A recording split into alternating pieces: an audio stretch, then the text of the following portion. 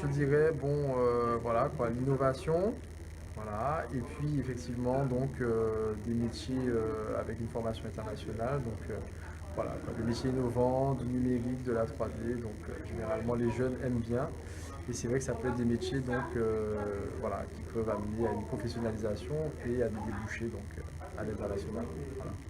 De mon côté, je mettrai en avant pour le cycle initial le fait qu'on ait un concours d'entrée qui s'organise. Le prochain concours, c'est le 21 et le 22 avril. Donc on attend vraiment tous les lycéens qui sont en terminale. On les invite à s'inscrire en ligne sur notre site internet à ce concours d'entrée.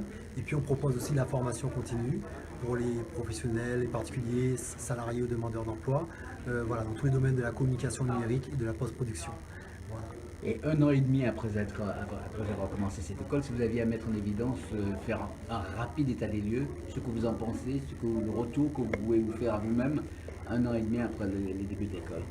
Alors, toujours pareil, hein, un bilan très, très positif, puisque d'une année à l'autre, donc, notre nombre d'étudiants donc, a augmenté.